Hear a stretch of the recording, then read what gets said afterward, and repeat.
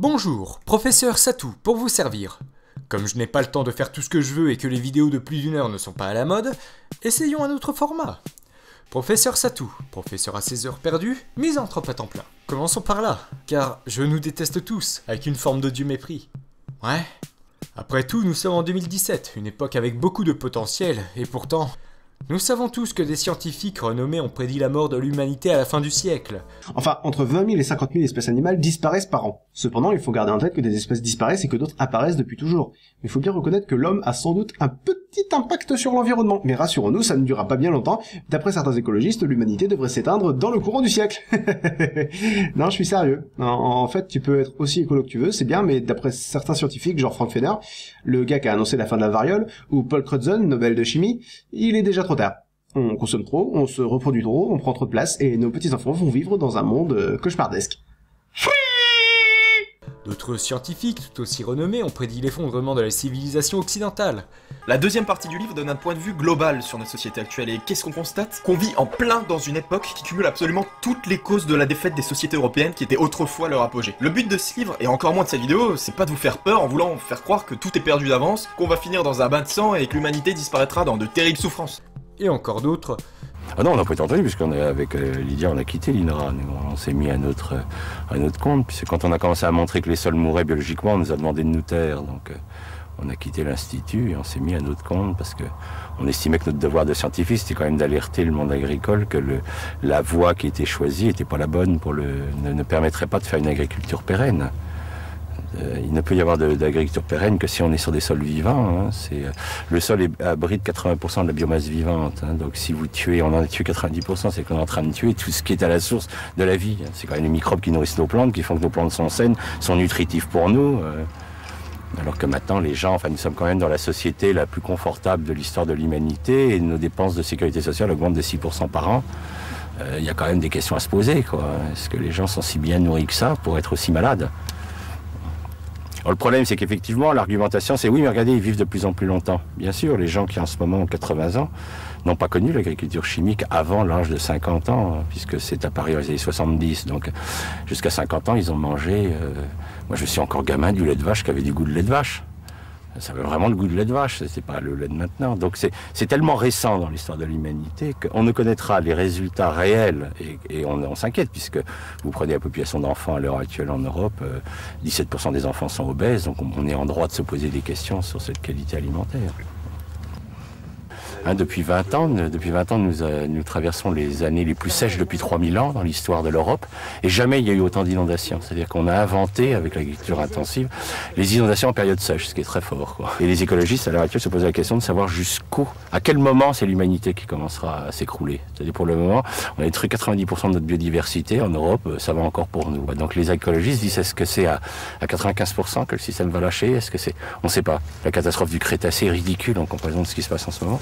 Mais ça meurt, puis les gens attendent, disent peut-être qu'un jour on va voir quand ça va péter, quoi. Donc la question se pose.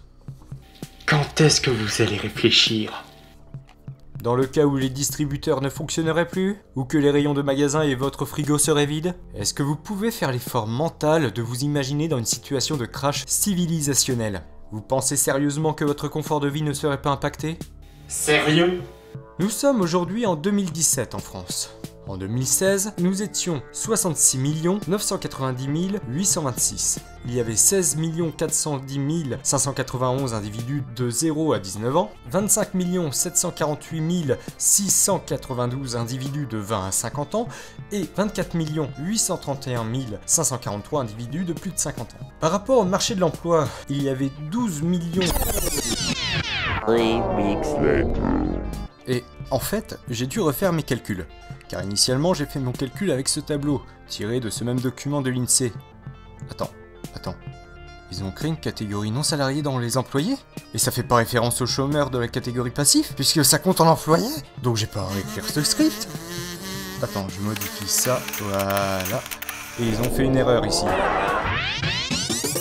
Donc en 2016, nous avions environ 19 686 066 CDI, 12 849 114 individus de plus de 64 ans, 12 292 302 individus de moins de 15 ans, 9 15 500 inactifs, 3 140 000 non salariés, pourquoi ils n'ont pas utilisé le terme indépendant, 2 964 000 chômeurs, 2 510 000 individus considérés comme inaptes pour le marché du travail, 2 423 504 CDD, 959 410 individus non enregistrés par le marché du travail, 623 781 intérimaires, 369 648 apprentis, 157 500 gens du voyage. Et une anomalie, car je ne suis pas l'INSEE.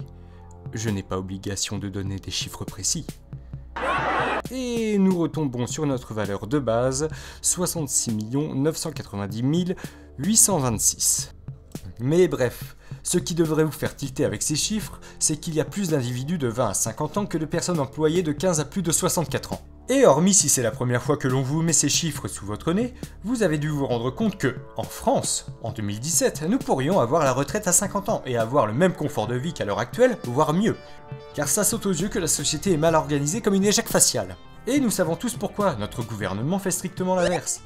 Parce qu'aussi longtemps qu'il s'agissait d'allonger l'espérance de vie afin d'atteindre le seuil maximum de rentabilité de la machine humaine, en termes de travail, c'était parfait. Mais dès qu'on dépasse 60-65 ans, l'homme vit plus longtemps qu'il ne produit, et il coûte cher à la société. La seconde raison réside dans la possibilité pour la société capitaliste de rendre économiquement rentable la vieillesse, simplement en rendant solvables les vieux. C'est actuellement un marché, mais il n'est pas solvable. Dixit Jacques Attali, le type qui fait les conférences devant des cerveaux malades. C'est Shlomo qui téléphone à David en lui disant écoute, j'ai une affaire formidable à te proposer, j'ai un camion de pantalons, les pantalons valent $1. Tu les veux? Formidable, l'histoire continue. Jusqu'à ce qu'un certain moment, Moshe téléphone à Christian et lui dit j'ai une affaire formidable pour toi, des pantalons, $49. Ah, formidable. Le lendemain, Christian téléphone à Moshe en disant écoute, tu es vraiment un escroc. Comment je suis un escroc? J'ai ouvert le camion, il y avait des pantalons, il n'y avait qu'une jambe. Qu'est-ce que tu veux que je fasse? J'ai rien compris, c'est pas fait pour mettre, c'est fait pour acheter, pour vendre, pour acheter, pour vendre. Qui pense que c'est un génie alors que ça fait 30 ans qu'il erre dans les couloirs de l'Élysée et qu'il influence les différents gouvernements pour rendre plus rentables les Français en les précarisant. Et n'oubliez pas, pourquoi la vie dans la société occidentale?